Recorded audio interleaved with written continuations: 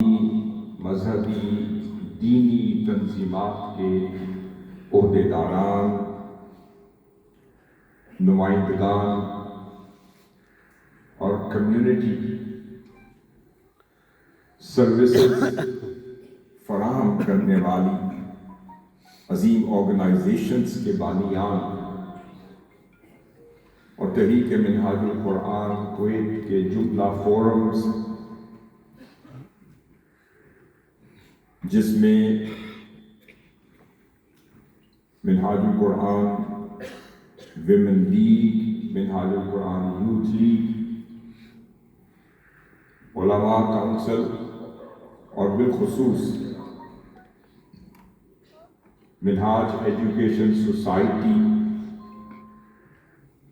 اور پاکستان عوامی سوسائٹی کے جملہ قائدین، رہنما،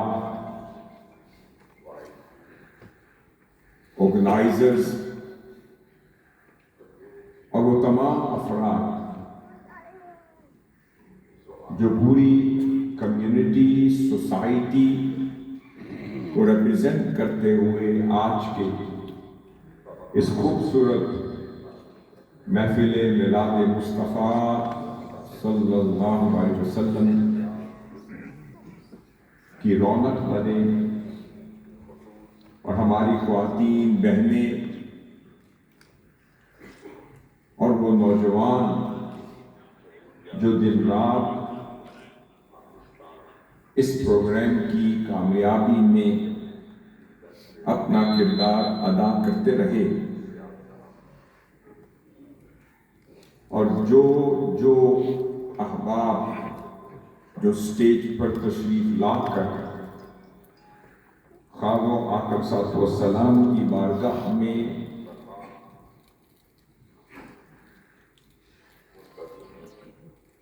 نعت خوانی کی شکل میں نذرانہ عقیدت پیش کرتے رہے، یا ہمارے وہ قابل فخر طلباء جو آقا صلی اللہ علیہ وسلم کی احادیث مبارکہ کے حفظ کی سعادت حاصل کرتے ہوئے اور آقا صلی اللہ علیہ وسلم کے نالین پاک کی خیرات کا اظہار کرتے رہے۔ میں فرداً سب کو ان کے عظیم رول، خدمت، کردار، محبت پر مبارکباد پیش کرتا ہوں۔ اللہ رب العزت آپ کی، اللہ اور اس کے رسول صلی اللہ علیہ وسلم کی محبت میں، نسبت میں، اطاعت میں، فرما برداری میں، نوکری میں، چاکری میں گزارا ہوا ہر وقت قبول فرمائے، اور اس کے صدقے سے آپ ہمیشہ کویت کی سرزمین پر پرامن شہری بن کر رہیں، امن عامہ کا خیال رکھنے والے بن کے رہیں، اور انسانیت کی خیر خواہی کا جذبہ اپنے دلوں میں رکھتے ہوئے ہر لمحے کو ایسے گزاریں جیسے ایک مسلمان مؤمن سے مطلوب ہے۔ اللہ رب العزت آپ کا اور ہمارا یہاں آنا، بیٹھنا اور آقا صلی اللہ علیہ وسلم کی محبت کی خاطر یہ اوقات یہاں گزارنا قبول فرمائے، اور دنیا و آخرت کی قبولیت سے بہرور فرمائے۔ آمین۔ حاضرین محترم، جو میں نے آیت کریمہ آج کی اس کانفرنس کی مناسبت سے موضوع گفتگو کے انتخاب کے لیے مقرر کی اور بھی توفیق اللہ تعالی اس کی تلاوت کی۔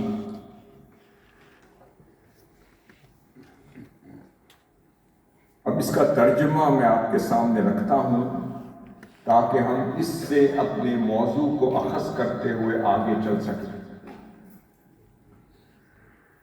یہ سورہ الفتح کی آیت ہے، آغاز میں ہی یہ آیت نمبر 4 ہے۔ اس میں اللہ رب العزت نے ارشاد فرمایا کہ وہی ہے جس نے مومنوں کے دل میں تسکین نازل فرمائے۔ یہاں سکینہ کا ذکر ہوا ہے کہ انزل السکینۃ فی قلوب المؤمنین۔ وہی ہے، وہی ذات ہے، وہی عظمت والا ہے، وہی کبریائی والا ہے، وہی فضل سے نوازنے والا ہے کہ جس نے مؤمنین کے دلوں میں سکینہ اتارا، یعنی تسکین نازل فرمائی۔ کس لیے؟ اس کا جواب اللہ رب العزت نے متصلاً اگلے حصے میں فرما دیا، لِيَزْدَادُوا إِيمَانًا مَعَ إِيمَانِهِمْ، تاکہ ان کے ایمان پر مزید ایمان کا اضافہ ہو سکے۔ اب اس سکینہ یا سکون کے اتارنے کا سبب کیا ہے؟ کہ مؤمنین کا ایمان جو اللہ رب العزت نے جو پہلے سے انہیں عطا کر رکھا ہے، اس سکون قلب کے ذریعے سے اس عطا کردہ ایمان میں اضافہ کیا جائے۔ اب یہ ہے مقصود۔ اب اگلے حصہ ہمارا موضوع گفتگو نہیں ہے، چونکہ آیت تلاوت کی ہے، اس کا ترجمہ میں مکمل کر دیتا ہوں۔ پھر فرمایا، اور آسمانوں اور زمین کے سارے لشکر اللہ کے لیے، اور اللہ خوب جاننے والا اور حکمت والا ہے۔ حاضرین محترم، اب ذرا غور کریں کہ اللہ رب العزت نے فرمایا کہ ہم نے یہ دلوں میں تسکین جو نازل کی ہے، جسے سکینہ کہا ہے قرآن مجید کی اس آیت میں، یہ اس لیے نازل ہو رہی ہے کہ ایمان والوں، اور یہ خطاب کس سے ہو رہا ہے؟ یہ بھی ایمان والوں سے ہو رہا ہے۔ اور خطاب آج کے دور میں آج کے ایمان والوں سے نہیں ہو رہا، یہ خطاب ان سے ہو رہا ہے جو فداک ابی و امی یا رسول اللہ کہہ رہے ہیں۔ یہ خطاب ان سے ہو رہا ہے جو دن رات حضور کی جھوک کے ارد گرد چکر لگاتے تھے۔ یہ خطاب ان سے کیا جا رہا ہے جن کا جینا مرنا حضور کے چہرہ اقدس کی مسکراہٹ رہتی تھی۔ یہ خطاب ان سے ہو رہا ہے جو حضور کے اشاروں پر اپنی جان فدا کرنے کے لیے منتظر رہتے تھے۔ یہ خطاب ان سے ہو رہا ہے کہ راوی بیان کرتے ہیں کہ جب آپ صلی اللہ علیہ وسلم وضو فرمایا کرتے تھے، یہ وہ دیوانے تھے، یہ وہ مستانے تھے، یہ وہ عشاق تھے جو آقا صلی اللہ علیہ وسلم کے ارد گرد طواف کی مانند چکر لگا رہے ہوتے تھے کہ ابھی آپ کے وضو مبارک کا قطرہ زمین پر گرتا نہیں تھا کہ اپنے ہاتھوں میں لے لیتے، پھر اپنے جسموں پر اپنے چہروں پر ملنا شروع کر دیتے تھے۔ خطاب ان سے ہو رہا ہے کہ روایت میں آتا ہے کہ جب حلاق آپ کا کہ بال کاٹ رہا ہوتا تھا تو یہ دیوانے طواف کی مانند آپ کے ارد گرد چکر لگا رہے ہوتے تھے کہ ابھی آپ کے بال مبارک کا کوئی ایک حصہ بھی زمین پر نہیں گرتا تھا کہ وہ اپنے ہاتھوں میں لے لیتے تھے۔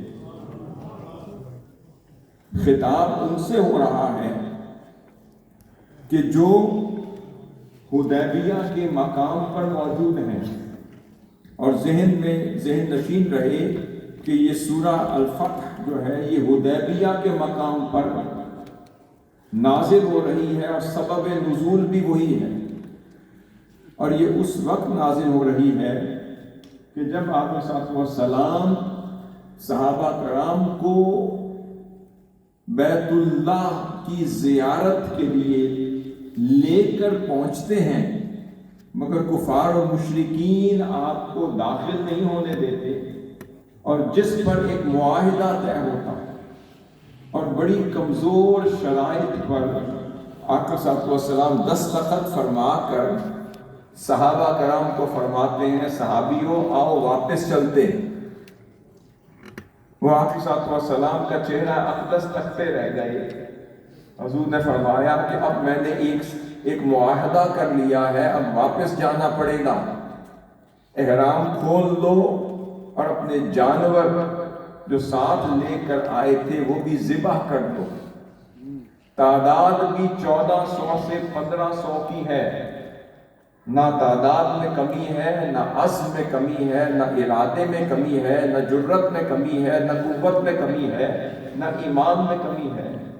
اب صحابہ کرام تھوڑی دیر کے لیے متعجب ہوئے تو سیدہ ام سلمہ علیہ السلام کہنے لگی، یا رسول اللہ آپ کیوں سوچتے ہیں، یہ آپ کے وہ غلام ہیں، جب آپ جو فرمائیں گے آپ کی تعمیل میں لگ جائیں گے۔ آپ سب سے پہلے خود احرام کھول دیں، احرام بدل لیں، اپنا جانور ذبح کر لیں، جیسے جیسے آپ کو کرتے ہوئے دیکھیں گے یہ ویسے ہی تعمیل میں لگ جائیں گے۔ اب یہ خطاب ان سے ہو رہا ہے۔ آقا صلی اللہ علیہ وسلم نے احرام اتارا، کپڑے بدلے، انہوں نے بھی حضور کو دیکھتے دیکھتے اپنا احرام اتار لیا، کپڑے بدل لیے۔ آقا صلی اللہ علیہ وسلم نے اپنا جانور ذبح فرمایا، انہوں نے بھی سنت مصطفیٰ میں، تعمیل امر مصطفیٰ میں، منشاء مصطفیٰ صلی اللہ علیہ وسلم میں اپنا جانور ذبح کر لیا، حلق کروا لیا اور ذبح کر لیا، اور روانگی کے لیے حضور کے ساتھ تیار ہو گئے۔ اب اس موقع پر یہ آیت نازل ہو رہی ہے، اور فرمایا کیا، لِيَزْدَادُوا إِيمَانًا مَعَ إِيمَانِهِمْ، تاکہ وہ جو ایمان انہیں پہلے سے دے رکھا ہے، یہ جو سکون قلب میں نازل کر رہا ہوں، یہ پچھلے ایمان کو ملٹی پلائی کر کے اتنا مضبوط کر دے کہ دنیا ادھر سے ادھر ہو جائے، ان غلاموں کا ایمان کوئی چھین نہ سکے۔ اب ایمان کی ڈیفینیشن کی طرف میں آپ کو لے جانا چاہتا ہوں۔ پہلے سمجھیں کہ ایمان کیا ہے، پھر آپ کو اس مفہوم کی طرف واپس لاؤں گا، پھر اس کی ایک کمپیریٹیو سٹڈی میں ایک اور آیت کے ساتھ کر کے پھر آگے چلنا چاہوں گا انشاءاللہ۔ اب ذرا سمجھیں کہ ایمان کیا ہے۔ فرمایا تاکہ ان کے ایمان میں یہ ایک اور ایمان کا اضافہ ہو جائے۔ اب ایمان کیا ہے، اب اس کو سمجھنے کی ضرورت ہے۔ حضرت انس رضی اللہ تعالیٰ عنہ راوی ہیں، بخاری شریف کی، مسلم شریف کی متفق علیہ حدیث ہے۔ آقا صلی اللہ علیہ وسلم نے فرمایا، لا یؤمن احدکم حتی اکون احب الیہ من ولدہ ووالدہ والناس اجمعین۔ اب فرمایا علیہ الصلوۃ والسلام کہ تم میں سے اس وقت تک کوئی شخص مومن ہو ہی نہیں سکتا، ایمان کی شرط بیان ہو رہی ہے، اس وقت تک کوئی مومن ہو ہی نہیں سکتا جب تک میں اس کے والدین سے زیادہ، اس کی اولاد سے زیادہ، اس کے گھر والوں سے زیادہ، اور پھر اس کی جان سے زیادہ، پوری انسانیت سے زیادہ، ہر شے سے بڑھ کر اسے محبوب نہ ہو جاؤں۔ اب یہ ایمان کی ڈیفینیشن عطا کر دی کہ جب تک ہر شے سے ٹوٹ ٹوٹ کر بڑھ بڑھ کر مجھ سے محبت نہیں کرتا تو اس کا ایمان مکمل ہو ہی نہیں سکتا، وہ مومن ہو ہی نہیں سکتا۔ اب پھر آگے چلے، ایک روز، یہ بھی صحیح بخاری کی حدیث ہے، سیدنا عمر فاروق، سیدنا فاروق اعظم رضی اللہ تعالی عنہ نے آخر صلوات والسلام کے دست اقدس میں اپنا ہاتھ دیا ہوا ہے اور آخر صلوات والسلام کے ساتھ چل رہے ہیں اور عرض کرتے، یا رسول اللہ اگر اجازت ہو تو میں کچھ عرض کرنا چاہتا ہوں۔ آپ نے فرمایا عمر بولو، کیا بولتے؟ آپ نے فرمایا یا رسول اللہ میں ہر شے سے بڑھ کر آپ سے محبت کرتا ہوں۔ اور یہ کون کہہ رہے ہیں؟ سیدنا فاروق اعظم رضی اللہ تعالیٰ عنہ، محبوب میں ہر شے سے بڑھ کر آپ سے محبت کرتا ہوں، مگر سچ تو یہ ہے کہ ابھی تک اپنی جان سے زیادہ بڑھ کر محبت ابھی نہیں کرتا۔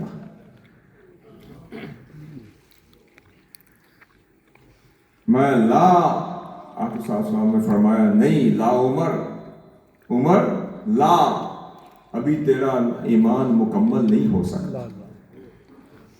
والذی نفسی بیدی، جس کے قبضہ قدرت میں میری جان ہے، حتی اکون احب الیک من نفسک، جب تک میں تیری جان سے بھی بڑھ کر تجھے محبوب نہ ہو جاؤں، اے عمر اس وقت تیرا ایمان مکمل نہیں ہو سکتا۔ اب راوی بیان کرتے ہیں کہ یہ الفاظ سننے کی دیر تھی کہ وہ الفاظ سیدنا فاروق اعظم رضی اللہ تعالیٰ عنہ کے دل میں ایسے اتر گئے کہ گھائل کر دیا، اندر کی کایا بدل گئی، اندر کی کیفیت بدل گئی۔ پھر راوی بیان کرتے ہیں، ایک اور روایت میں آتا ہے کہ آپ نے اپنا دست اقدس سیدنا عمر فاروق رضی اللہ تعالیٰ عنہ کے سینے پر رکھا، رکھنے کی دیر تھی کہ اندر کی کائنات بدل گئی۔ اور پھر ایک روایت میں آتا ہے کہ نگاہ مصطفیٰ کا ایسا کرم ہوا کہ سیدنا عمر فاروق رضی اللہ تعالیٰ عنہ کو جو ایک لیول چاہیے تھا وہ اپ گریڈ ہو کر اس لیول پر پہنچ گئے، اپ گریڈ ہو گیا۔ پتہ چلا نگاہ مصطفیٰ نے ان کے مقام کو اپ گریڈ کر دیا۔ اور پھر جیسے ہی اپ گریڈیشن ہوئی ہی تھی کہ سیدنا عمر فاروق کی کیفیت بدل گئی، حالت بدل گئی، احوال بدل گئے، اپ گریڈ ہو کر کہتے ہیں الان الان یا رسول اللہ واللہ لانت احب الی من نفسی۔ اسی وقت کیفیت طاری ہو گئی اور جو کمی بیشی رہتی تھی وہ پوری ہو گئی۔ اسی وقت آپریشن ہو گیا، جو ان کے دل کا آپریشن تھا، جو ابھی ہونا باقی تھا، نگاہ مصطفیٰ نے ایسا آپریشن کیا کہ پھر ہر شے سے بڑھ کر حضور محبوب ہو گئے۔ پھر سیدنا عمر فاروق رضی اللہ تعالیٰ فرماتے ہیں یا رسول اللہ لانت احب الی من نفسی، اب آپ مجھے ہر شے سے بڑھ کر پیارے ہو گئے۔ یہ کہنے کی دیر تھی، حضور فرماتے ہیں الان یا عمر، اے عمر اب تیرا ایمان مکمل ہو گیا۔ اب غور کیجئے، یہ تو بات ہے اس ایمان کی کہ اس کے بغیر تو وہ ہو ہی نہیں سکتا، مکمل ہی نہیں ہو سکتا کہ جب تک ہر شے سے بڑھ کر حضور سے محبت نہ کریں۔ اب جن سے یہ خطاب ہو رہا ہے ان سے اللہ رب العزت فرما رہا ہے کہ وہی تو ہے جس نے مؤمنوں کے دل میں تسکین نازل فرمائی، تاکہ وہ جو کیفیت محبت ان کے دلوں میں پہلے سے ہے اس نزول سکینہ کے ذریعے اس کیفیت کو اور ملٹیپلائی کر کر ایک اور ایمان نصیب کر دیا۔ اب یہاں پر اس کو سمجھنے کے لیے میں ایک اور مثال دینا چاہتا ہوں۔ اب جب ہم مختلف ائمہ سے پوچھتے ہیں کہ السکینہ سے مراد کیا ہے، تو وہ فرماتے ہیں، علامہ ابن کثیر تفسیر ابن کثیر میں فرماتے ہیں السکینہ سے مراد ہوا الطمانینہ، اس سے مراد اطمینان قلب ہے۔ پھر حضرت عبداللہ ابن عباس سے پوچھا کہ سکینہ سے مراد کیا ہے، السکینہ، فرماتے ہیں اس سے مراد الرحمہ ہے، رحمت ہے۔ پھر حضرت قتادہ سے پوچھا کہ اس سے کیا مراد ہے، آپ نے فرمایا اس سے مراد وقار ہے، اس سے مراد سکون قلب ہے، اس سے مراد چین ہے، اس سے مراد اطمینان ہے، اس سے مراد راحت ہے، اس سے مراد یقین ہے، اس سے مراد کمال درجے کا یقین اور اطمینان ہے۔ اب جب ہم نے کہا کہ ہاں یہاں پر تو سکینہ سے مراد یہ لیا گیا ہے، تو اب ذرا تھوڑا سا سورۃ بقرہ کی ایک آیت کی طرف رجوع کرتے ہیں اور وہاں تابوت سکینہ کا ذکر کر کے پوچھتے ہیں کہ اس سے کیا مراد ہے۔ پہلے تابوت سکینہ جو بنی اسرائیل کے لیے اتارا جاتا تھا یا بھیجا جاتا تھا، تو اس تابوت سکینہ میں کیا سکون تھا، اس سکون میں اور اس سکون قلب میں کیا تھا، پہلے اس کو سمجھنے کی ضرورت ہے، پھر ہمیں محبت مصطفیٰ کا مفہوم سمجھ آئے۔ اب حاضرین محترم، یہ آیت آپ کے سامنے رکھ رہا ہوں تاکہ اس کو کوریلیٹ کر کے سمجھیں۔ سورۃ البقرہ کی آیت نمبر 248 یہ آیت ہے، اور یہ تابوت سکینہ کے بارے میں نازل ہوئی ہے۔ اب اس میں اللہ رب العزت نے فرمایا، اعوذ باللہ من الشیطان الرجیم، قال لهم نبیہم ان آیۃ ملکہ ان یأتیکم التابوت فیہ سکینۃ من ربکم وبقیۃ مما ترک آل موسیٰ وآل ہارون تحملہ الملائکہ ان فی ذلک لآیۃ لکم ان کنتم مؤمنین۔ اب یہاں پر غور کریں کہ اللہ رب العزت نے فرمایا کہ جب ان کے نبی نے قوم سے فرمایا کہ یہ جو طالوت ہے یہ تمہیں اللہ کی طرف سے حکم آیا ہے کہ اسے اپنا بادشاہ مان لو، اب وہ قوم جو تھی وہ اپنے نبی سے تکرار کرنے لگی اور پوچھنے لگی کہ ہمیں کیسے یقین آئے گا کہ یہ جو طالوت ہے اس کو بادشاہ بنائے جانے کا امر اللہ کی طرف سے آیا ہے یا اللہ نے اسے ہمارے لیے بادشاہ بنا کر بھیجا ہے۔ اب اللہ کے نبی نے فرمایا ہاں اس کی علامت یہ ہوگی کہ ہاں من جانب اللہ کے، اس کی نشانی یہ ہوگی، علامت یہ ہوگی کہ تمہارے پاس ایک تابوت سکینہ آئے گا، تمہارے پاس ایک تابوت سکینہ آئے گا من ربکم، جو اللہ کی طرف سے تمہارے پاس بھیجا جائے گا، اور اس میں تمہارے لیے اللہ کی طرف سے سکون قلب کا سامان ہوگا۔ اللہ کی طرف سے تابوت سکینہ بھیجا جائے گا اور ملائکہ نے اس تابوت کو اٹھایا ہوا ہوگا اور وہ آسمان سے اس تابوت کو لے کر تمہارے پاس آئیں گے، اور اس تابوت کے اندر تمہارے لیے سکون قلب کا سامان ہوگا۔ پھر پوچھا کہ مولا اس تابوت میں کیا ہوگا؟ اللہ رب العزت نے اسی آیت میں واضح کر دیا کہ اس تابوت میں کیا ہوگا کہ بقیتم مما ترک آل موسیٰ و آل ہارون، اس میں موسیٰ علیہ السلام اور آل موسیٰ اور آل ہارون، ہارون علیہ السلام ان کی اولاد، موسیٰ علیہ السلام اور ان کی اولاد کے چھوڑے ہوئے تبرکات ہوں گے۔ وہ جو تابوت سکینہ جو تمہارے دلوں کے سکون کا باعث ہوگا اور جسے ملائکہ آسمان سے اٹھا کر تمہارے پاس لے کر آ رہے ہوں گے، اس میں کیا ہوگا سنیے کہ اللہ کے مقرب پیغمبر اور نبی سیدنا موسیٰ علیہ السلام کے تبرکات ہوں گے، ان کی اولاد کے تبرکات ہوں گے، اور پھر سیدنا ہارون علیہ السلام اور ان کی اولاد کے تبرکات ہوں گے۔ فرمایا اور اسے فرشتوں نے اٹھایا ہوگا، اور اگر تم ایمان والے ہو تو اس میں تمہارے لیے بڑی نشانیاں ہیں۔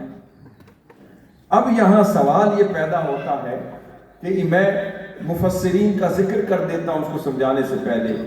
اس میں تفسیر طبری کا بھی احاطہ کیا ہے، اس میں تفسیر بغوی کا بھی احاطہ کیا ہے، اس میں امام جلال الدین سیوطی کی الدر المنصور کا بھی احاطہ کیا ہے، امام بغوی کی تفسیر کا بھی احاطہ کیا ہے، اور دیگر امام قرطبی کی تفسیر کا بھی احاطہ کیا ہے۔ تمام تفاسیر کو سامنے رکھ لیں تو اب پتہ چلتا ہے کہ وہ جو تابوت سکینہ جس کے ذریعے سے اس قوم کے دلی سکون کا سامان کیا جا رہا تھا، تو اللہ رب العزت نے اس تابوت میں کیا رکھا تھا؟ اب مفسرین بیان کرتے ہیں کہ اس کے اندر سونے کا تشت تھا۔ اب تابوت سکینہ میں کیا تھا سنیے، اس کے اندر سونے کا تشت تھا کہ جس میں اللہ تعالیٰ اپنے انبیاء کے دلوں کو دھویا کرتا تھا۔ اس تابوت میں تبرکات تھے، اور اتنا بڑا وہ تابوت تھا کہ اس میں تبرکات انبیاء تھے۔ مفسرین بیان کرتے ہیں اس میں کیا تھا؟ نمبر 1، اب گنتے جائیے، اس کے اندر وہ تشت تھا، وہ ٹرے تھی، سونے کی بنی ہوئی تھی، جس میں اللہ رب العزت اپنے انبیاء کے دلوں کو دھویا کرتا تھا۔ پھر اس میں موسیٰ علیہ السلام کا عصا تھا، پھر اس میں ہارون علیہ السلام کا عصا تھا، پھر اس میں موسیٰ علیہ السلام کا جبہ تھا، موسیٰ علیہ السلام کے کپڑے تھے، ہارون علیہ السلام کا جبہ تھا، ہارون علیہ السلام کا امامہ تھا، پھر ہارون علیہ السلام کے نالین تھے، موسیٰ علیہ السلام کے نالین تھے، اور پھر من و سلوہ سے بچے ہوئے کچھ آثار اور تبرکات تھے، اور پھر موسیٰ علیہ السلام کی وہ الواح تھی جس پر تورات لکھی ہوئی تھی، اور پھر کچھ روایات میں آتا ہے کہ جب آپ نے اپنی قوم کو اس بچڑے کی پوجا کرتے ہوئے دیکھا تو وہ الواح زمین پر دے ماری، تو وہ ٹوٹی ہوئی الواح بھی تبرک کے طور پر اللہ تعالیٰ نے اس تابوت سکینہ میں رکھی ہوئی۔ پھر مفسرین بیان کرتے ہیں کہ اس تابوت سکینہ کو اللہ رب العزت، امام بغوی بیان کرتے ہیں کہ اس صندوق کو اللہ رب العزت نے سب سے پہلے آدم علیہ السلام کے لیے اتارا تھا۔ غور کیجئے، سب سے پہلے آدم علیہ السلام کے لیے اتارا تھا، اور اس تابوت میں جمیع انبیاء کی صورتوں کو، تصویروں کو رکھا ہوا۔ امام بغوی لکھتے ہیں پھر آدم علیہ السلام نے آگے وراثت کے طور پر وہ صندوق شیس علیہ السلام کو منتقل کیا، پھر انہوں نے وراثت کے طور پر آگے دیگر انبیاء کو منتقل کرتے چلے گئے، یہاں تک کہ وہ تابوت سیدنا ابراہیم علیہ السلام تک پہنچ گئے، اور پھر ابراہیم علیہ السلام نے اسماعیل علیہ السلام کو وراثت کے طور پر دے دیا، پھر وہاں سے یعقوب علیہ السلام کے پاس پہنچا، اور پھر موسیٰ علیہ السلام کے پاس پہنچا، پھر ہارون علیہ السلام کے پاس پہنچا، اور پھر اس میں موسیٰ علیہ السلام کے تبرکات محفوظ ہو گئے، اور پھر ہارون علیہ السلام کے تبرکات محفوظ ہو گئے، اور پھر موسیٰ علیہ السلام اس میں تورات کی کتاب رکھا کرتے تھے۔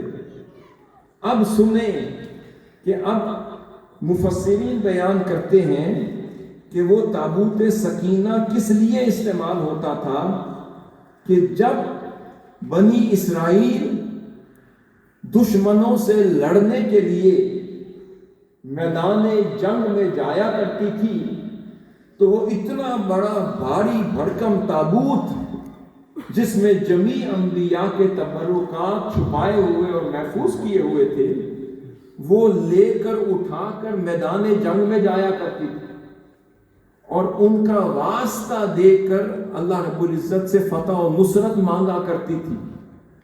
پھر جب وہ گھبراتے تھے تو تابوت لے آتے تھے، اور اس تابوت کے سبب سے اللہ تعالیٰ انہیں سکون قلب بھی دیتا تھا، اطمینان بھی دیتا تھا، راحت بھی دیتا تھا، وقار بھی دیتا تھا، چین بھی دیتا تھا، دشمنوں پہ فتح و نصرت اور کامیابی بھی دیتا تھا۔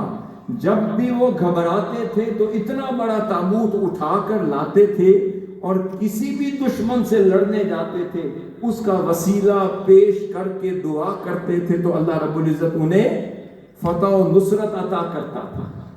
اب یہ سمجھنے کے بعد ذرا غور تو کریں، ایک وہ ہیں بنی اسرائیل کو دلوں کا اطمینان اور سکون چاہیے تو اللہ رب العزت نے ایک آزمائش رکھ دی، فرمایا اطمینان اور سکون تو میں اپنے انبیاء اور مقربین کے واسطے سے ہی دیتا ہوں، مگر تمہیں یہ کرنا ہوگا کہ اس تابوت کو سنبھالنا ہوگا جس میں میرے انبیاء کے تبرکات محفوظ کر رکھے ہیں۔ تو ان تبرکات سے مجھے اتنا پیار ہے کہ جب انہیں سامنے رکھو گے تو ان کے حیا میں تمہیں فتح و نصرت عطا کر دوں گا۔ اب بنی اسرائیل تابوت سکینہ سامنے رکھے تو فتح ملتی ہے، تابوت سکینہ کا واسطہ دے تو نصرت ملتی ہے، تابوت سکینہ کا واسطہ دے تو دلوں کو سکون ملتا ہے، اطمینان ملتی ہے، رحمت اترتی ہے، نزول ہوتا ہے، کرم ہوتا ہے، اللہ رب العزت انہیں فتح و نصرت اور کامیابی سے ہمکنار کرتا ہے۔ فرمایا میرے محبوب یہ وہ تھے بنی اسرائیل کہ جنہیں فتح و نصرت دینے کے لیے میں تابوت منگوایا کرتا تھا۔ اب محبوب یہ آپ کے غلام ہیں، وہ بنی اسرائیل دیگر انبیاء کے غلام تھے۔ جیسے انبیاء میں اور آپ میں بہت فرق ہے، ایسے ان کے ماننے والوں اور آپ کے ماننے والوں میں بھی بڑا فرق ہے، ان کے عاشقوں میں اور آپ کے عاشقوں میں بھی بڑا فرق ہے، ان پر فدا اور فنا ہونے والوں میں اور آپ کی ذات پر فدا اور فنا ہونے والوں میں بڑا فرق ہے۔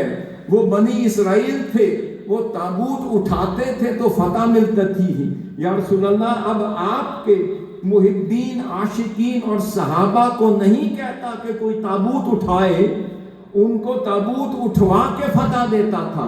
تو محبوب آپ کے جب امتی آئیں گے، آپ کے عاشق آئیں گے، آپ کے غلام آئیں گے، آپ کی ذات پر فنا ہو رہے ہوں گے، کبھی تحویل قبلہ کا وقت آئے گا تو ان کے ایمان کو دیکھوں گا تو وہ آپ کے مکھڑے کو دیکھ کر اپنا قبلہ بدل رہے ہوں گے، تو کبھی خندق کھودتے ہوئے دیکھوں گا، کبھی احد کے میدان میں انہیں لہو لہان ہوتے ہوئے شہید ہوتے ہوئے دیکھوں گا، کبھی بدر کے میدان میں شہید ہوتے ہوئے دیکھوں گا، کبھی حدیبیہ کے مقام پر آپ احرام کھول دیں انہیں کھولتے ہوئے دیکھوں گا، آپ واپس مدینہ کی طرف چلے جائیں انہیں جاتے ہوئے دیکھوں گا، آپ وضو فرمائیں تو آپ کے پانی کو اپنے ہاتھوں میں لے لے کر جسموں پر ملتے ہوئے دیکھوں گا، آپ کی ذات پر انہیں فدا اور فنا ہوتے ہوئے دیکھوں گا۔ تو اس وقت میں کیوں نہ کہوں اور کیوں نہ رکوں اور کیسے نہ کہوں؟ تو محبوب پہلے تابوت بیچتا تھا، اب آپ کے مومنین کو کہہ رہا ہوں آج کے بعد کسی تابوت کی ضرورت نہیں. آج میں نے جس طرح تمہیں اپنے محبوب کے سامنے محبت نچھاور کرتے ہوئے دیکھا ہے تو تمہارے دلوں میں وہ سکون اتار رہا ہوں, تمہارے دلوں کو تابوت سکینہ بنا رہا ہوں. ذات مصطفیٰ کی محبت دلوں میں ایسی اتار رہا ہوں کہ اب کچھ اٹھانے کی ضرورت نہیں. رہتی دنیا تک صرف نگاہ جھکاؤ گے تو محبت مصطفیٰ جو دل میں پاؤ گے اس کے صدقے سے پوری کائنات پہ فتح و نصرت دیتا رہوں.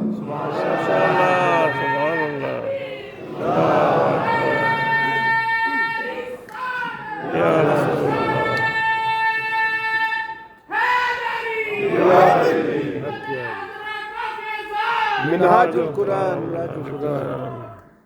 محبوب بات اتنی سی ہے, ان کو عطا کرنے کے لیے تابوت کو واسطہ بناتا ہوں اور آپ کے غلاموں کو عطا کرنے کے لیے چہرہ والضحیٰ کو واسطہ بناتا ہوں.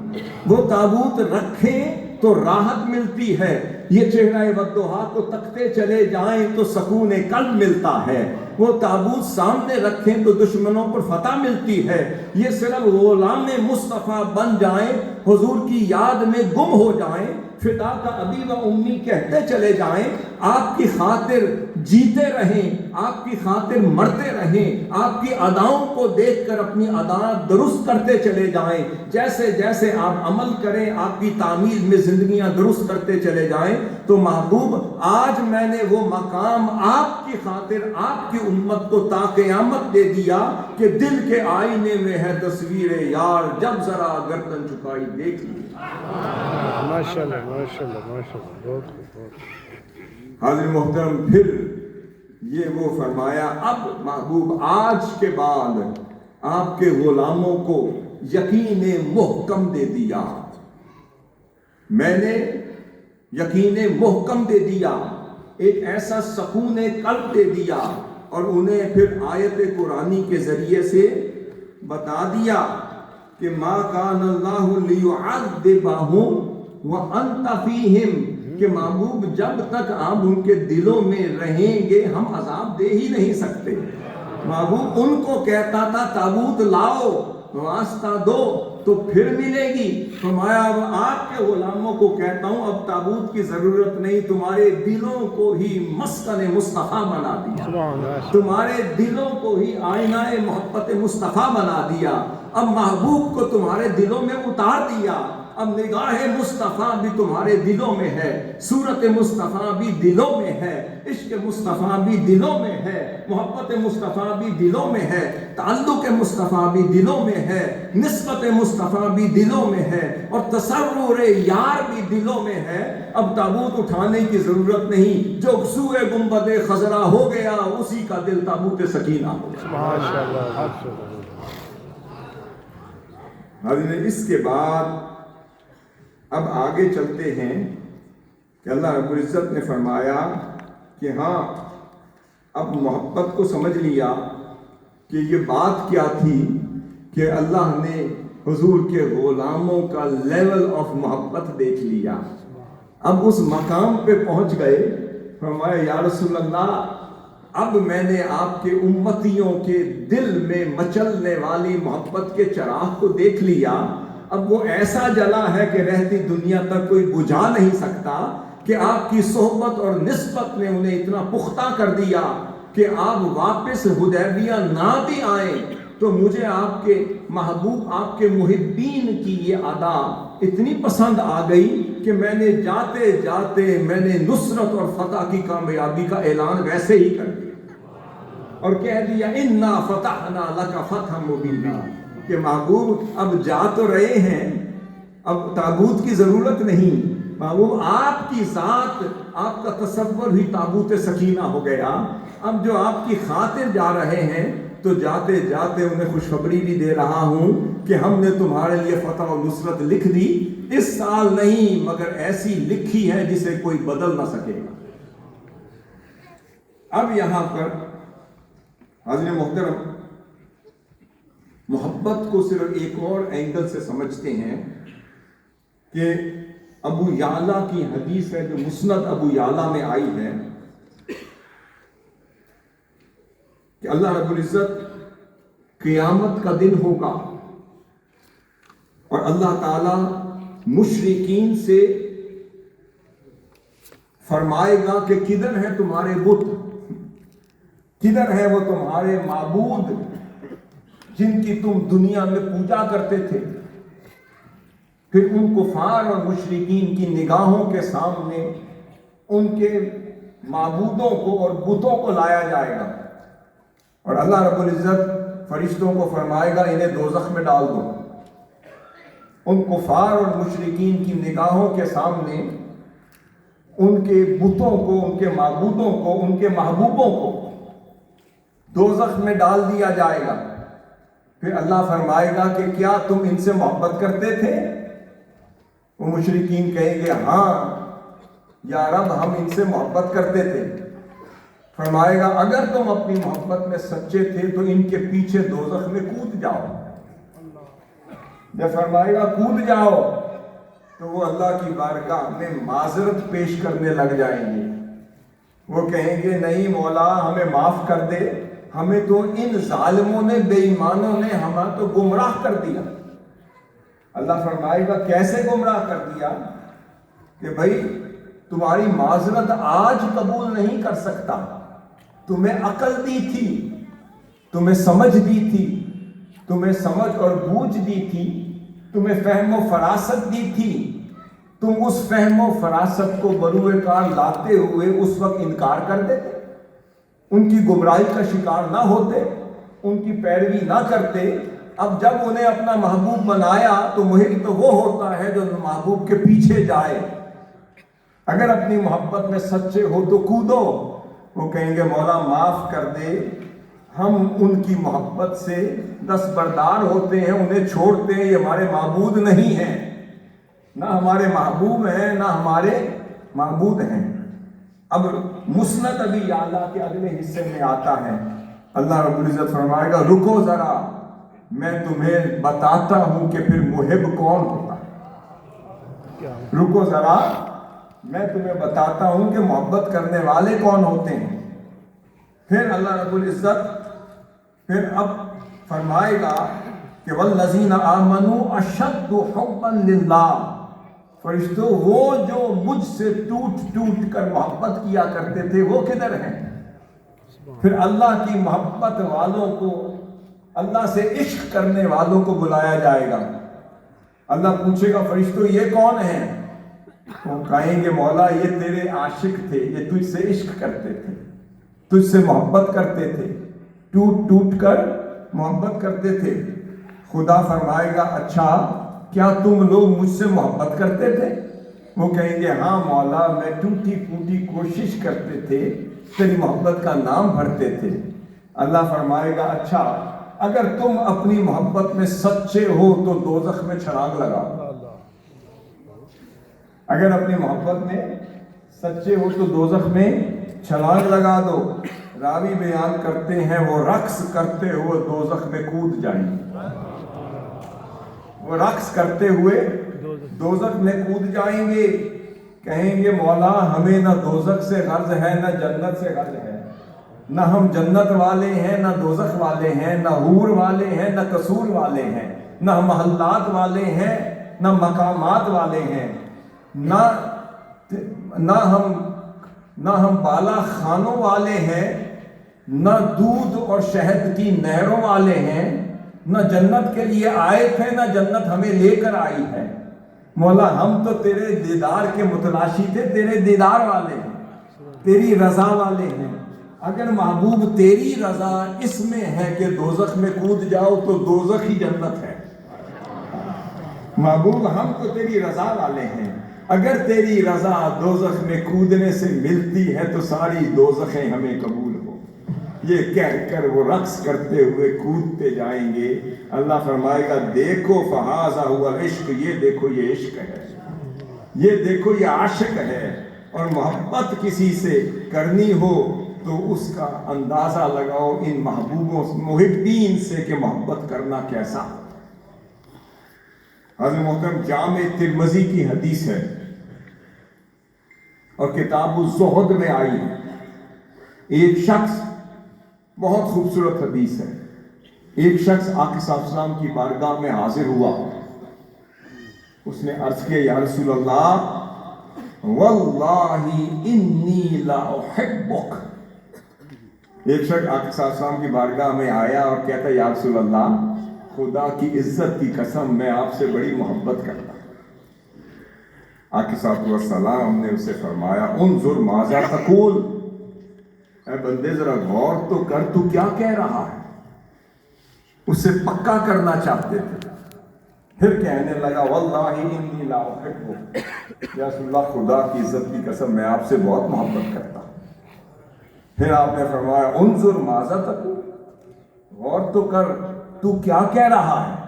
پھر کہنے لگا واللہ انی لا احبک یا رسول اللہ خدا کی عزت کی قسم میں آپ سے بہت محبت کرتا ہوں. آپ نے فرمایا ان کنت تحبنی. اے بندے اگر واقعی تو مجھ سے محبت کرنا چاہتا ہے فَأَعِدَّ لِلْفَقْرِ تِجْفَافًا.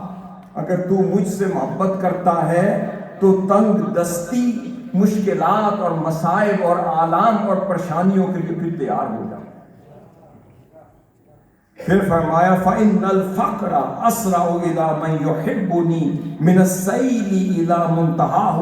فرمایا کہ جو مجھ سے محبت کرتا ہے تو پھر فقر مصیبت پریشانی پھر اتنی تیزی سے اس کی طرف دوڑتی ہے کہ اتنی تیزی سے سیلاب بھی اپنی منزل کی طرف نہیں روانہ. پھر ایک اور روایت میں پھر یہاں پر ایک روز آقا صلی اللہ علیہ وسلم تشریف فرما تھے. آپ نے فرمایا صحابیوں اگر تم میرے محب کو دیکھنا چاہتے ہو